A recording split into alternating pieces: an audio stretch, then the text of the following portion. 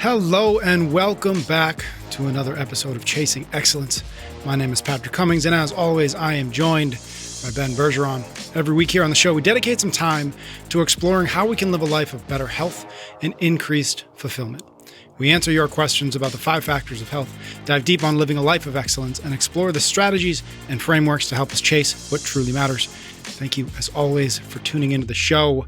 How the heck are you, Ben? I am doing well, Patrick. Thank you. We've got a good episode. We've got great questions on red light therapy. What else do we have? Cutting people loose from your life. We're going to talk about some habits across the 5 factors. And then we're going to do a recommendation roundup at the end. We are going to start, as we often do, or as we always do, rather, with our warm-up, which is your questions about the 5 factors of health, those few fundamental behaviors that most positively affect your performance, vitality, and longevity. Those 5 factors are how we eat, how we move, how we think, how we connect, and how we recover. Ready for the first one? Let's roll. First one is in our move factor. This is from Diego. What are your thoughts on nasal breathing during CrossFit workouts that require to be in zone 4 or 5? Would you recommend? So for people that aren't familiar, zone 4 or 5 means that you're working really hard and you're breathing really heavy. So zone 2, you could hold a conversation much like I'm holding right now. Zone 3 would be I could get a few sentences out and then take a breath like this. Zone 4 would be hard. I'd get a word out every few breaths. And zone 5 would basically be, yep, good, very short. Yep. That's a nice correlate to paint a picture of what they're talking about. It's usually correlated with heart rate, but I like that the talking test is a better. I like that. Okay, so the question is, in zone 4 or 5, what's your thoughts on nasal breathing? I didn't. I tried to catch it out of the corner of my eye. Dad reflexes.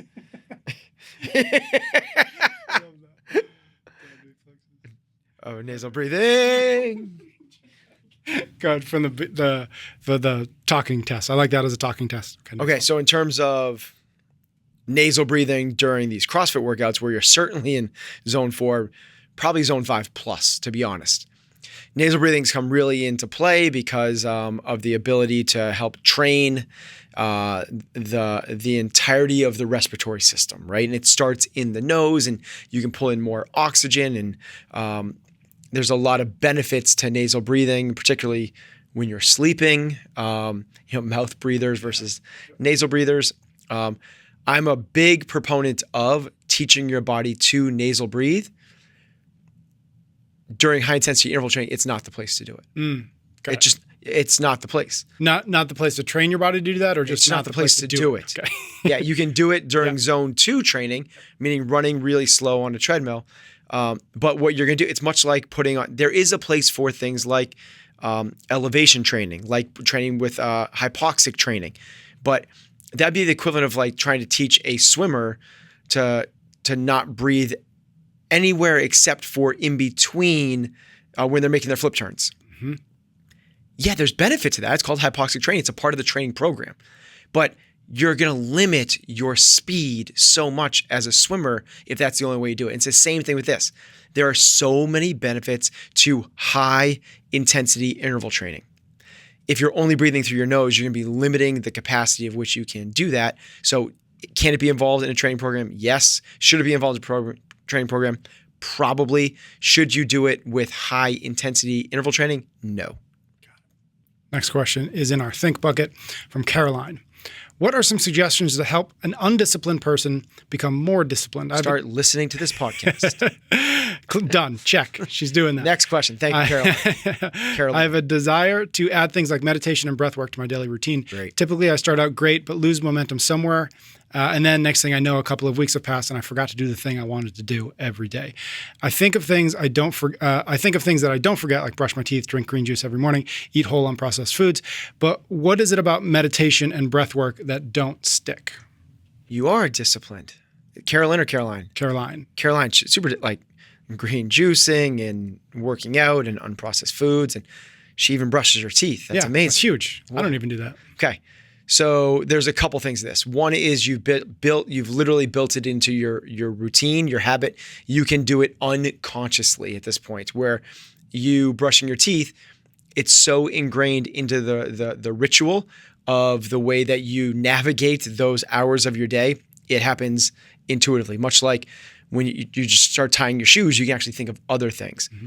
In order for something like breath work or meditation to really get rooted, they say it takes 23 days to establish a habit. I just haven't found that to be true whatsoever. Yeah. I mean, I don't even think I think it's upwards of 10 to 15x that. I think it takes years, honestly. Years. Because even somebody that's been going to the gym for 5 days a week for a year, they're still going to have there's still going to be a challenge starting year 2 every single time. It's only when you've gone to the gym 5 or 6 days a week for years that now is ingrained into the movement pattern of the way you navigate your day. So I get it. It's because you've been doing these things for a long time. So that's part 1. Part 2 is brushing your teeth takes 2 minutes. A green juice takes 2 minutes. Whole on-pressed foods is a 1 minute decision point. So it's like not even, it's a 1 second decision point. So it's either do I have the cookie or do I have the kale salad? Like it's just like, so the problem is that meditation breath work takes a lot longer. So you now need to commit to 5, 6, 7 minutes, 10, 20, whatever you feel is your normal meditation or breath practice.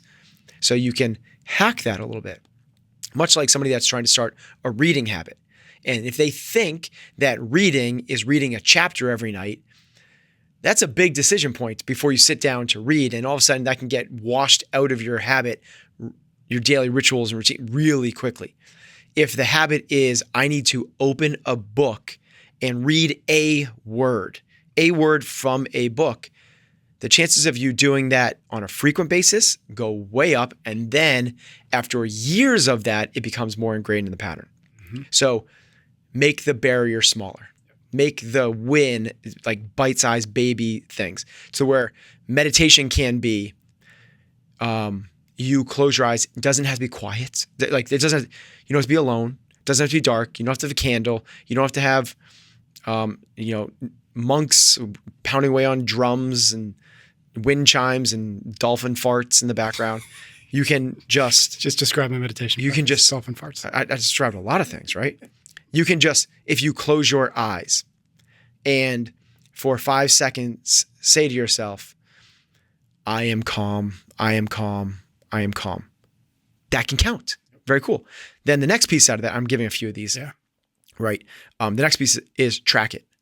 Like that works for some people, it doesn't for other people. Because for some people, that's another discipline, having to track it. Yep. But for me, who likes the dopamine response of actually analog, not computer, not app, analog, actually with a pen and paper, checking off a box, that is so, I get enough out of that it keeps me going. And I like to see the checks along the way and so on.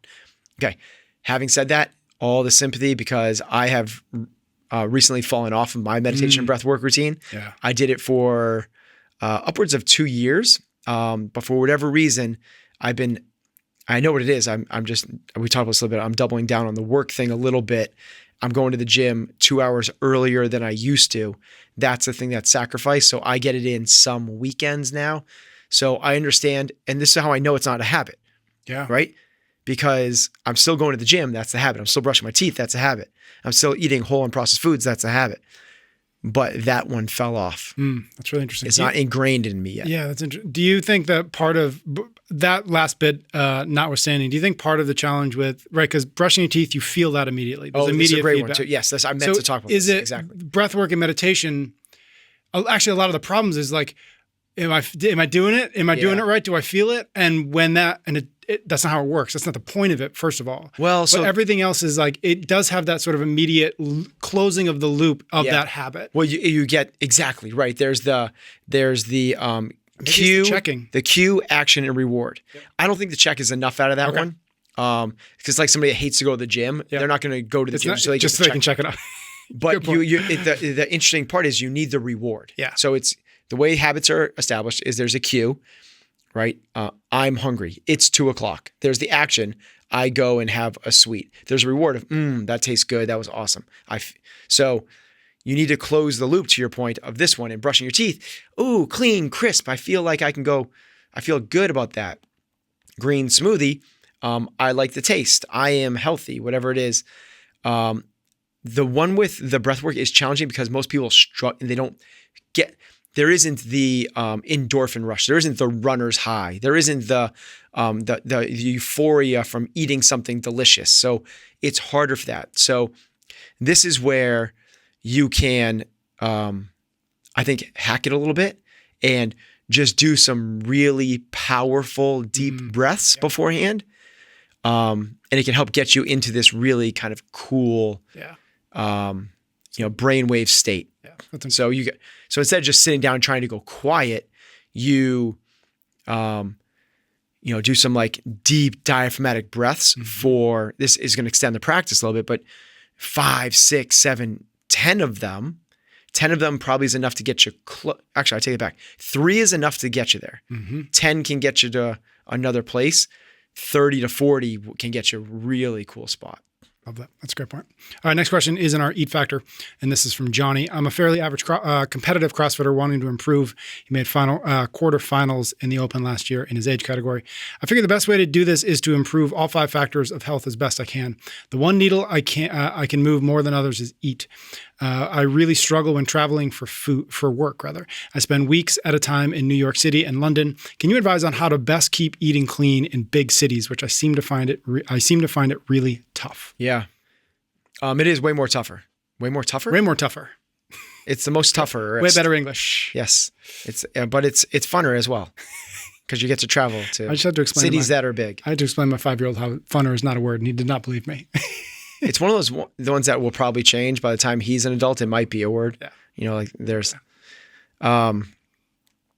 eating well while traveling in cities or traveling anywhere. First one is, whenever possible, get yourself to a supermarket, a grocery store, like whenever possible, and get yourself a big thing of berries or fruit of your choice, and get yourself some protein of whatever you can. Cleaner the better, right? Hopefully not like from the hot bar doused in barbecue sauce, but the cleanest version possible.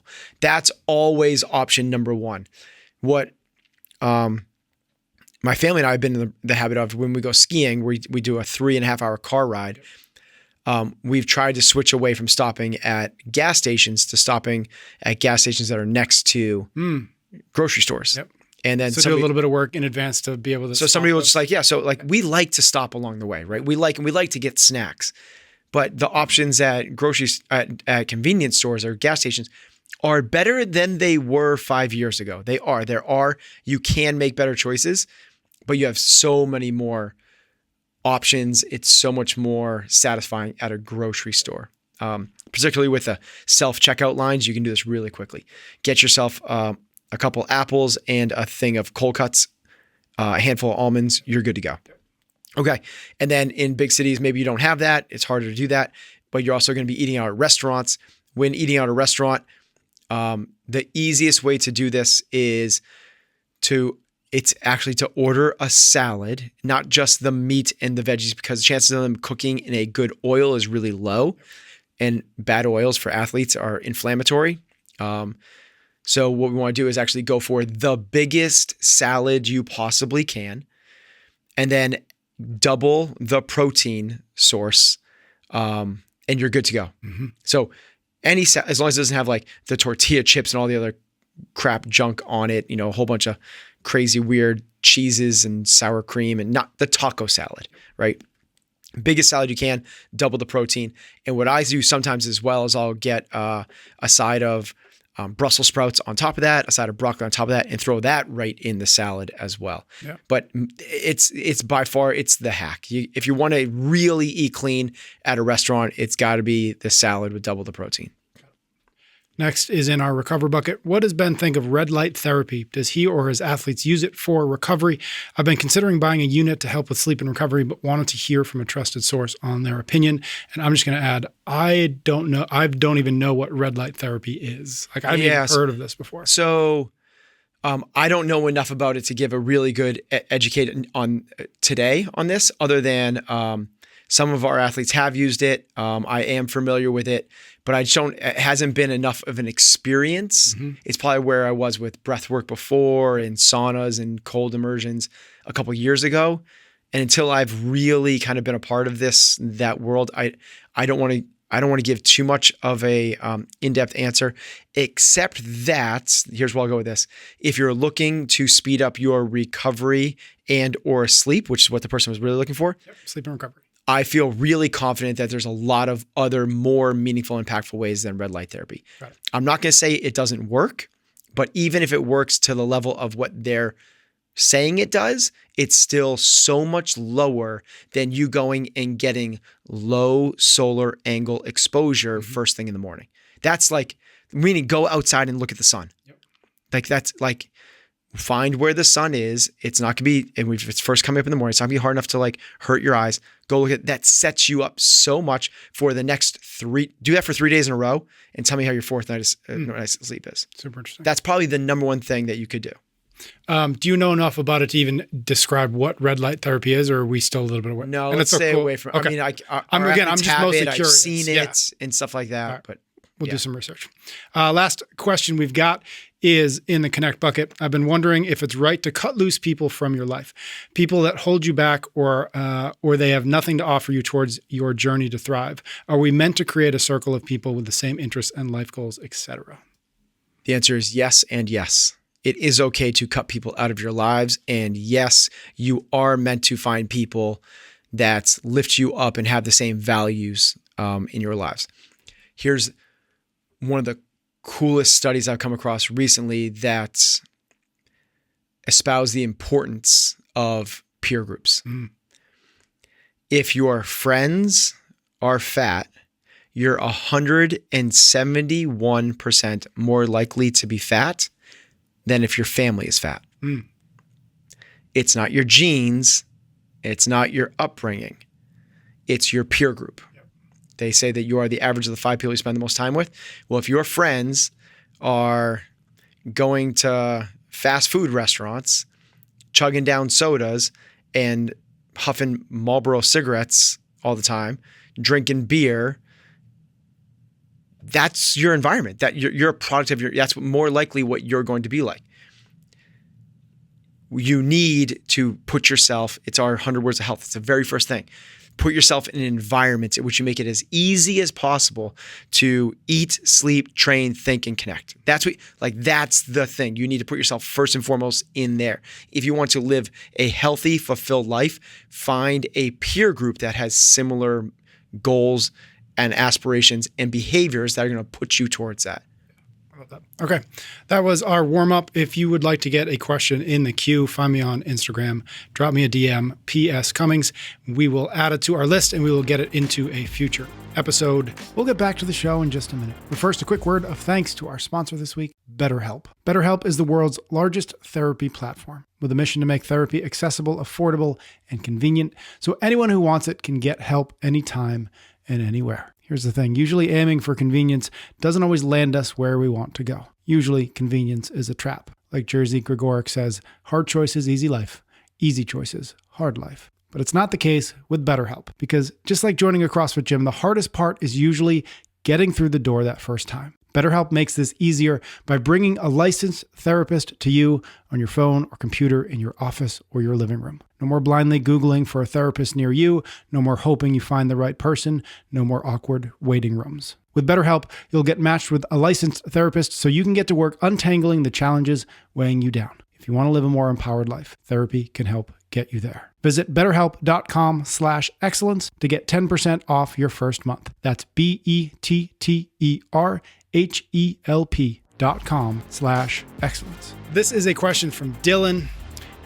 In the theme of the 5 factors of health, what are 1 or 2 things in each category that you would consider a must-do every single day?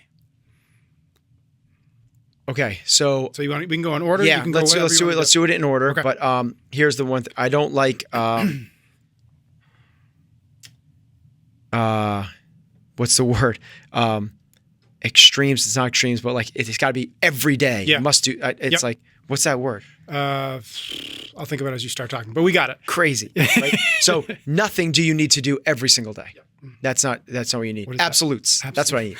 I'm not a fan of absolutes. Got it. Must do, always, nevers. Is that simply because that sets one up for failure, or simply because it's not? I just don't believe it's not it. necessary. Yeah, I just don't believe it. Okay. And I've listened to, in some of these car rides that we've done going up to go skiing, we've listened to this podcast and I hear myself with saying absolutes. And that's what I always catch on to. I'm like, it's not never, it's not always. So for everyone out there listening, if I ever say that, ever, right? See, there you go again. Ever say it. Okay. So 1 or 2 from the eat category. You want to eat first, or you want to move? We'll do it in order. Let's do move first. Move in the order that we tend to do the warm-ups. I'll do 3. Okay. Get yourself through a full range of motion. Mm-hmm. That's the first one. What I mean by that is you like work on your flexibility, but you really, really need hips and shoulders. Those are the 2 joints that you really need to bring through a full range of motion. What does that mean? You need to be able to squat below parallel. Like you need to do that every. You have to do it every day. And then through the shoulder, like try to get. We need to maintain.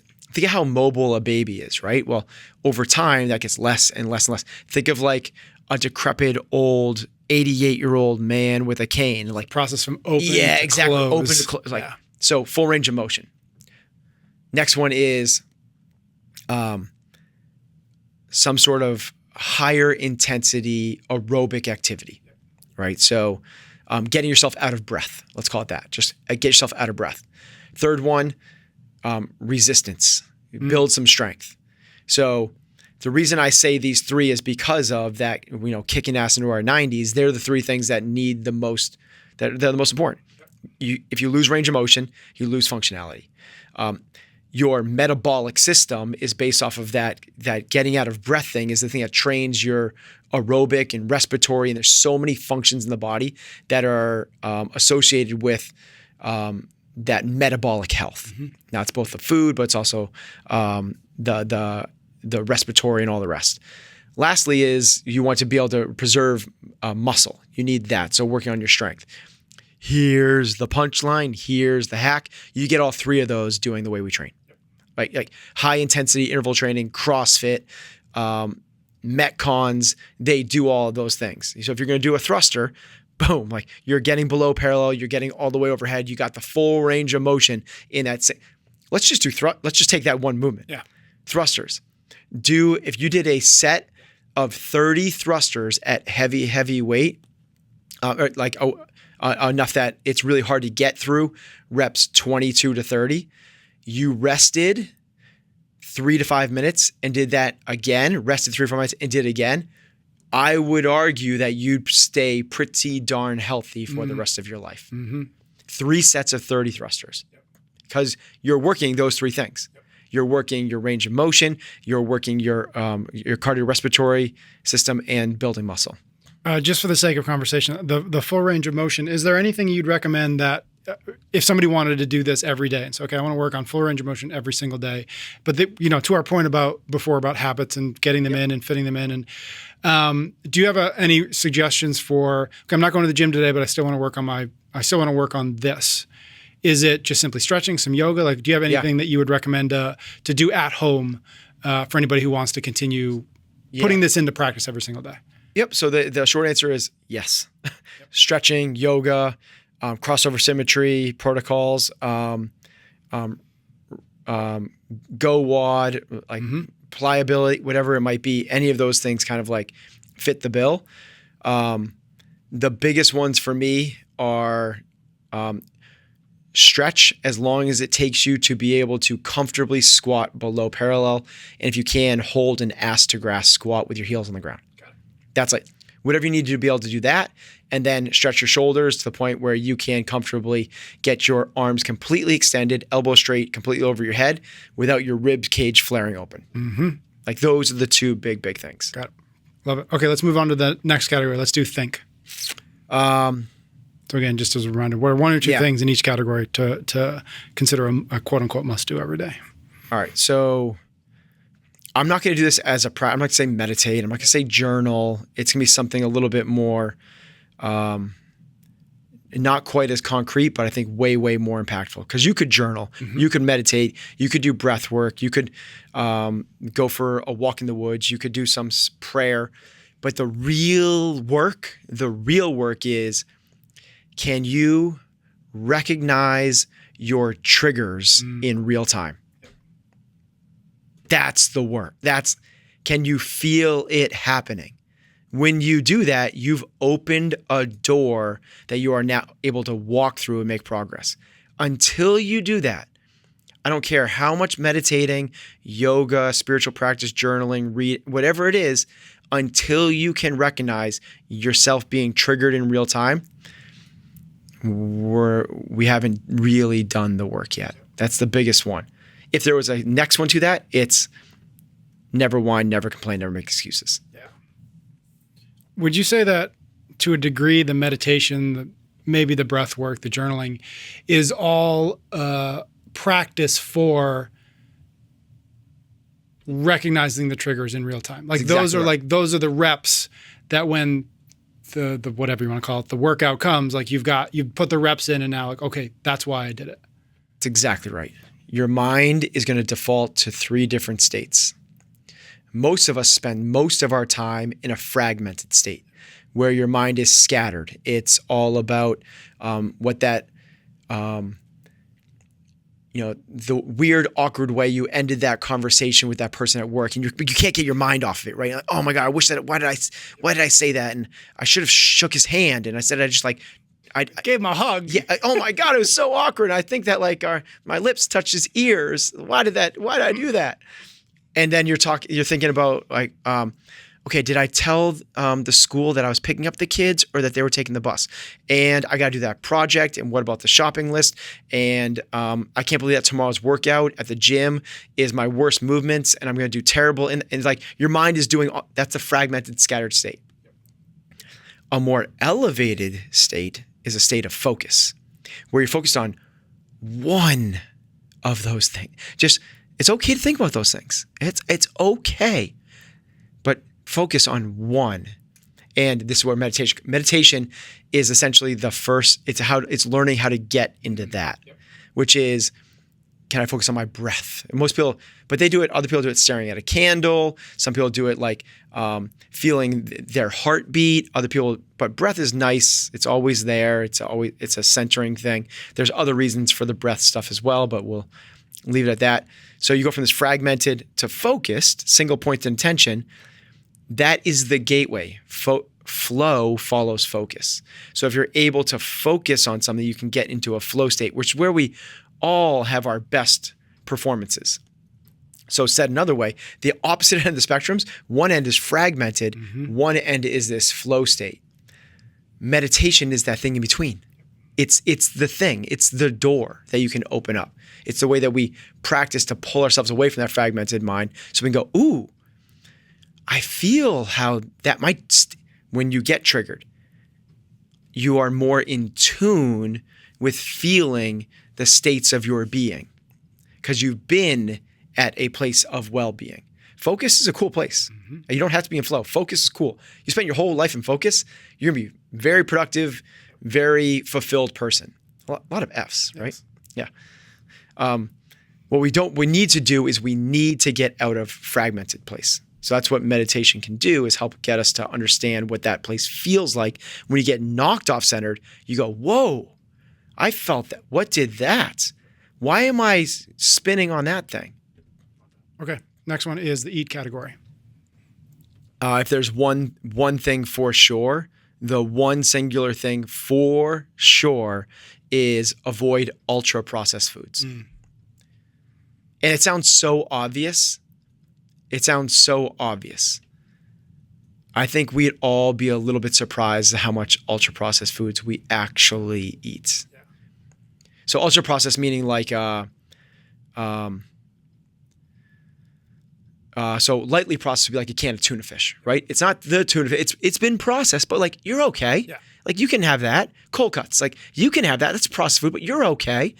The ultra processed is like the Doritos. It's the cookie. It's the thing that you can't really identify what its original thing was. Mm-hmm. And, when you go to a kid's soccer game, or even better, like when your kids become old enough, they're going to go to sports tournaments, and parents bring a bunch of snacks for between the games. It's all ultra processed. It's so sad. It's really, really sad. That's the number one thing that we should all be trying to do every single day. What is the next one? Recovery bucket. What is one or two things we must do every day? No caffeine after noon. Caffeine has a different half-life in each of us, meaning how long it gets processed through the body. But any caffeine later on in the afternoon for everyone is going to have some detrimental effect of sleep. Sleep is the number one thing in the recovery bucket by far. All other things together don't outweigh the sleep one.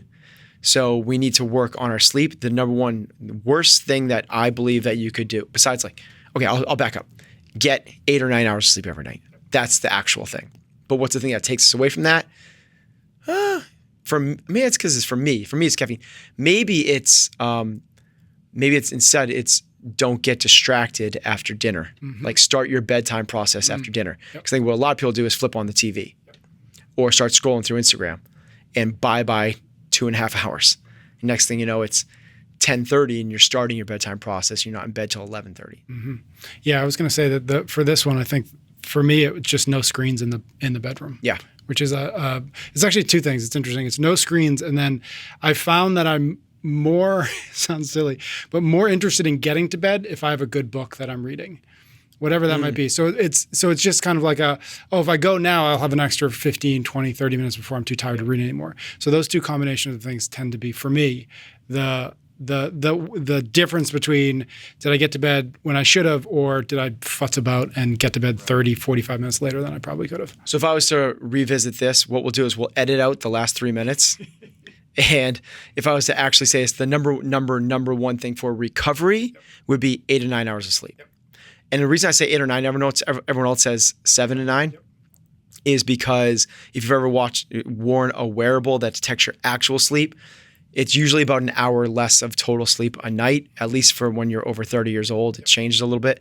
So the number one thing is sleep 8 or 9 hours. And then from there, what are the subcategories that allow you to do that? Yeah, that's a great point, because it's easy to forget and do just like quick math. Like, okay, I was bed then, I got up then. Okay, cool. That's 7.5 hours. That's 8 hours. Yeah, so people think like they go into bed at 10, woke up at 6, that they got their 8 hours.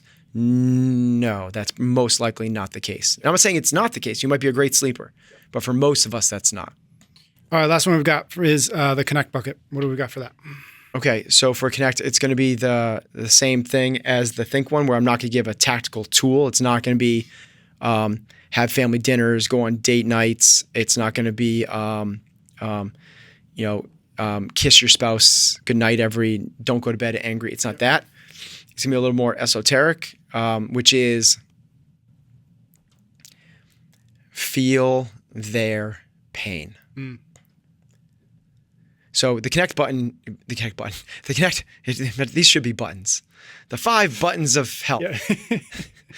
The Connect one is multifaceted. It's kind of like the recovery one has multifaceted a little bit. But this is how you connect with others, how you connect with yourself, and how you connect with nature. Each one of those has really founded in the science. I believe of those, it's relationships with others. Obviously, connecting with yourself is huge, but that's a little bit in the think category a little bit. Is the relationships is really big.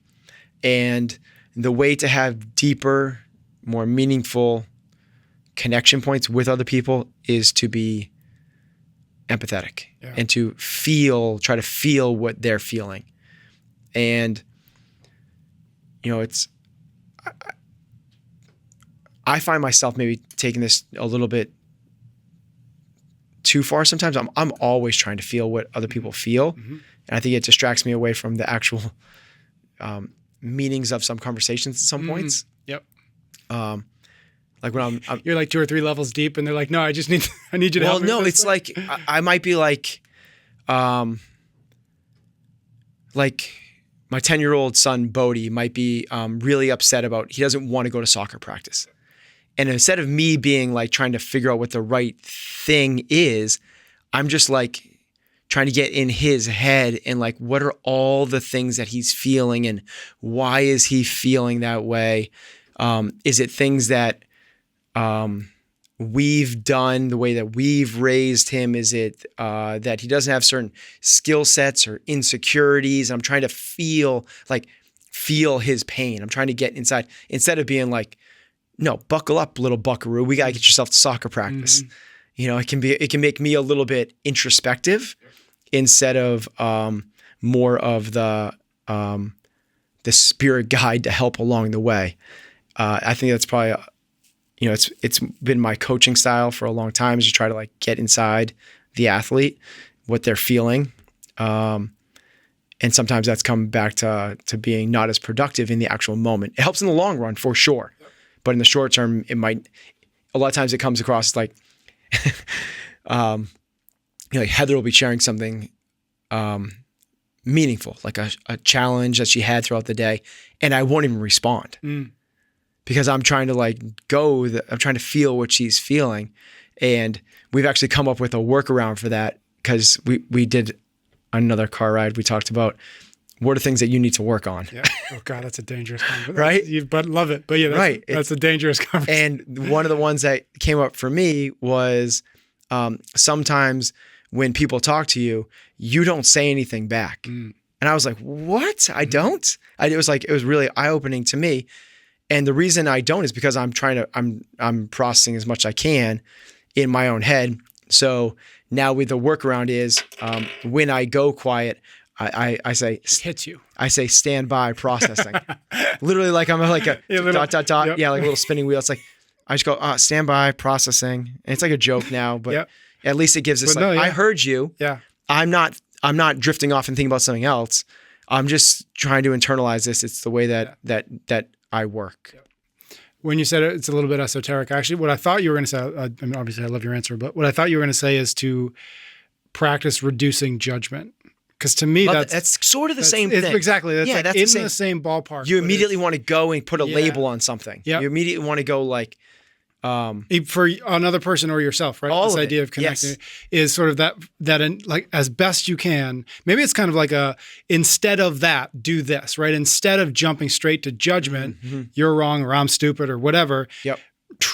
Transfer that energy into, can I understand this individual, this moment, this. Okay, so if we'll cut this out and we'll come back with a better answer. My answer would be like, don't judge. Yeah. For sure. Yeah. I love that. All right. That was our workout. Thank you to Dylan. Again, if you want to get a question in the queue, either for our warm-up or our workout, just find me on Instagram, PS Cummings, drop me a DM. Real quick, we're going to do a shout out. This is just when we take a moment to read a comment or a review or a note from a listener. This is from Kate B on YouTube. I think this is just a YouTube comment, because I think that's all you can do on YouTube. In 2017, I was introduced to CrossFit, found Ben through these podcasts and his books. I was immediately drawn to his ability to synthesize information from varied sources and apply it to the world of CrossFit in a simple and beautiful way. His prescription of CrossFit spanned a lifestyle, not just a gym program. Ben influenced the way I have approached life ever since. Eat, sleep, train, think, recover, and connect. These are the categories that I control. Ben has provided quality information for all the categories to support success on top of those pillars. He taught me the value of doing hard things, to learn and love, to lean into challenge when things go hard in my life, or when hard things in my life arise. Because of Ben's training, I can always say I'll be stronger on the other side of this, and I am. Wow, that's it, right? Super cool. That's it. That is it. Yeah. I just met a KP, so I wonder if it was her. We're the same. KP. All right, let's jump into cool down. Just an excuse for us to kind of do a little catch-all. We're going to do a recommendation roundup. We do this every once in a while where you and I just kind of share some of the things that we've been, reading, watching, looking at, paying attention to, thinking about, that we feel other folks might get some benefit from. So let's do that. I'll let you go first. So we've talked about this before, but it being kind of near the new year a little bit, starting afresh with a new one, is the James Clear daily habit tracking journal. You mentioned that before. It's what people are curious about when I say like I track it, and that's what I use. That's actually the analog version. That's the pen to paper version of how I I do that. It has 3 different components, or kind of 3 different. There's 3 different ways that I do it. One is just the single thing. So it's one thing from each day, and it's literally 365 lines. That, and the way I do it, you could do it a different way. What's my daily intention?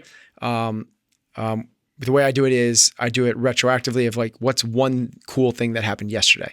At the end of the year, I go back and I read through 365 of those things. And it's, for someone with a really crappy memory, that's a pretty powerful experience. The next piece is it's just truly open just pages. And that's where I record down one thing I'm grateful for, what's my intention for the day, what's the one thing I really need to do. And then I'll read something and journal about it in a very short format. And then the back of the book has your daily habit tracker, and I track 20 different things that I try to do on a regular basis. I'm not gonna say daily, but on a regular basis. Love that. So it's one of the things I wish I had created. It's amazing. It's phenomenal. Awesome. That's really cool. All right, mine's gonna be, or my first one is I started doing this at the end of the summer. So I'm doing this. So I'm doing it again now, which is at the end of every season, I go back through my own and my wife's Google Photos. And I find my favorite pictures from whatever we did over those course of that season, right? The last 3 months. And I do a little bit of editing, and then I print them in a book. And so we have on our mantelpiece now a book from the summer of like, I don't know, maybe it's 100 photos, something like that.